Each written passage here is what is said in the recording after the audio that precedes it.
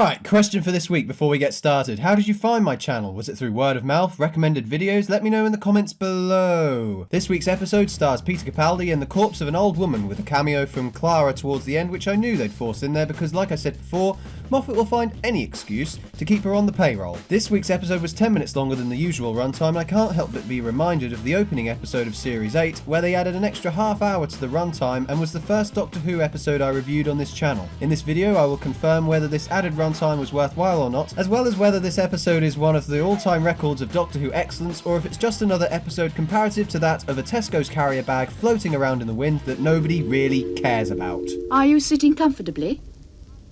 Then we'll begin.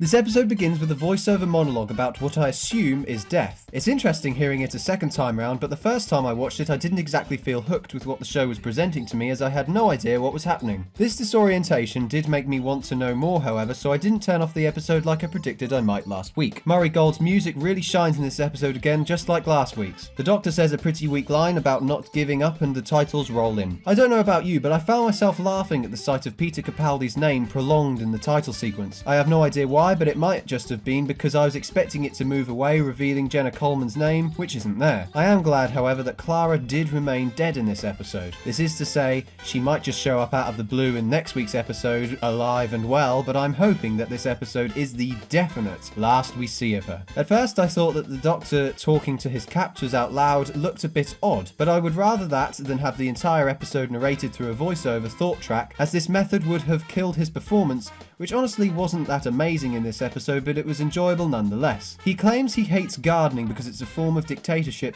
which is certainly one way of looking at it, but at the same time, a plant is never going to stand up in revolt against the gardener, who, most of the time, is in the best interests of the plant. They water them, they plant them in nice places where there's plenty of sunshine. It's just the circle of life, Moffat. Didn't you watch The Lion King? You don't need to get so pretentiously deep about gardening just for the sake of squeezing a laugh into the script just to keep the audience interested. This episode, in my opinion, contains a lot of moments that I'd like to call a waste of time. And the first one comes when the Doctor arrives at the set of wooden doors. He claims to make a psychic connection with the door in order to open it, when he could have just opened it. For me, the show just needed an excuse to keep the Doctor busy whilst old Granny Flies slowly makes her way towards him. I think the design of what I'm going to continue calling Granny Flies for the rest of the review looks very interesting. The stained white cloak, the sound of flies indicating its grotesque rotting body, and the unknown nature of this abominable creature certainly sent a few chills down my spine, but nothing major. I would say the design looks very much like something out of the video game Bloodborne, but Bloodborne was released whilst this series was in production, and most of the beings in Bloodborne are extremely fast. I think if the monster was faster, it would have made the pacing of the episode more intense, as the Doctor would constantly be on his feet, as well as removing the slowness of the episode, but a rotting corpse should move slowly. I mean, this isn't exactly The Walking Dead. Also, Granny Flies is played by Sarth, the shitty CG snake from the opening episodes of the series. I can't really comment on him as a performer this week, considering all he did was walk slowly and not a lot else. The castle starts rotating and the Doctor moves into a bedroom where there is a painting of Clara that he inspects closely. We hear a synthetic piece of music being played here, and I'm not a particularly big fan of the old series, so I'm not sure if the Doctor examining the photograph with this magnifier thing is a reference to an episode in the 70s or 80s, but if you know the answer, you know where to put it. The Doctor then jumps out of a window, and thus our second waste of time begins. The Doctor enters the TARDIS, and I don't quite understand at what point in time he is in during these sequences. I was under the impression that it was after the events of this episode, but they can't be straight afterwards, because after breaking the Absantium, he is on Gallifrey. I then began to realise that there was no point in looking at these sequences in the TARDIS from a linear perspective, and arrived at a theory that these are like mind palaces, where he calculates everything he needs to do at super speeds. Clara being the embodiment of the audience or the alter ego, even though I think it would have been more interesting if he was just talking to the camera like we've seen him do before. He unfortunately claims that it took 7 seconds for the stool to hit the water, yet in the clip we saw previously, he jumped out of the window 5 seconds after he threw it. I say this segment is a waste of time because it is ultimately pointless. All we would have needed was to actually see or hear the splash of the stool so we know there's water beneath where the Doctor is. Instead, the show feels the need to explain to us like little children how he arrived arrived at the conclusion that jumping out of the window was a good idea. The Doctor wakes up, dries his clothes, and questions why Granny Flies is after him. While this is happening, I'm questioning why Clara is his point of reference for these questions he asks. Why does the Doctor consult her for answers like a kind of, what would Clara do /ask/say at this point? As if she was a kind of omniscient character that could sort out all your problems. Say, I thought that was the purpose of the Doctor, not the companion. The Doctor arrives in the graveyard and the producers pull out a lazy jump scare that I could have seen coming from a mile away when Granny Flies tries to barge through the door. The Doctor carries on digging, and I really like this shot here where time goes by purely by changing the lighting. No speed ups or quick cuts, just a lighting change. A really effective, clever, and simple use of showing the progression of time. Just as I began to praise the episode for artistic technique, we now waste more time for the third time. The Doctor once again describes how he figured out all he needed to do was to tell another confession that would please Granny Flies. This could have been said in dialogue after confessing successfully to her, but no, we have this stupid segment in the TARDIS to bump up the runtime again. I think what happened here for this episode was that they couldn't think of a way to flesh out next week's story into 2 episodes, so this one is the throwaway episode to dawdle the Doctor before getting into the heart of what's been going on throughout the duration of this series. The producers were probably thinking, let's have an episode with Capaldi completely alone.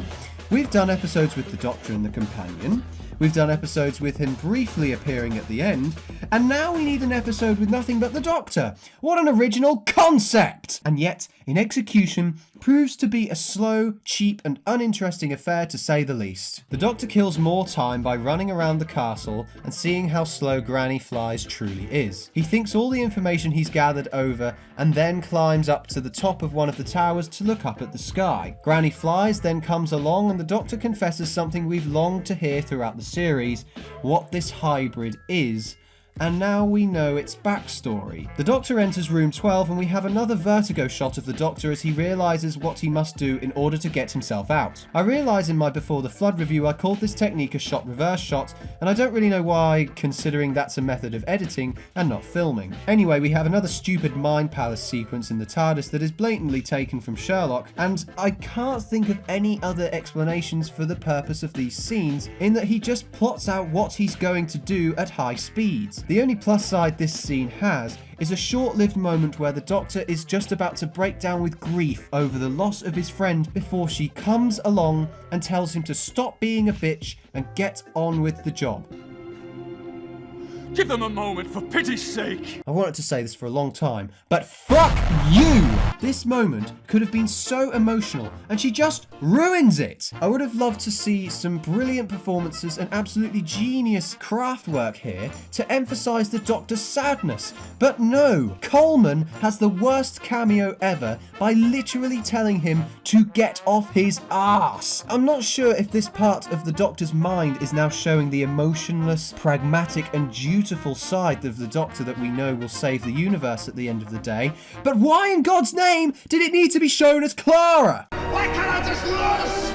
Because the series would then end and we wouldn't have a conclusive episode next week. The Doctor begins punching the wall and I have just one question that I hope gets answered next week. If the rooms are reset upon entering in this castle place, why doesn't the Byzantium wall reset every time he comes into room 12? Every other room seems to do so, unless this was the only one that doesn't reset, considering there's no other way out of the castle as far as I'm aware. I certainly think that the concept of resetting works quite well to fit the plot together, especially as he has to do it for such a long time. It's just a shame there aren't any consequences of this time passing for the Doctor, as it makes it all seem ultimately a bit pointless. It's also unfortunate that we have to spend such a large amount of time being reminded what we've already watched for the past 45 minutes in short bursts, almost as if they're there to add time so that all the blithering idiots that this show is targeted at can finally clock into their brains what's happening. There is so much repeated footage used in this last segment, and I honestly think there is so much in this episode that could have been cut to make it a usual length. After that boring segment, the Doctor arrives on Gallifrey. Some random kid comes along and the Doctor tells him to tell the city that he's arrived. As this kid runs off into the distance and we see that Gallifreyan city, I can distinctly hear the sound of extreme Whovians screaming with glee at their TVs right now, whilst I sit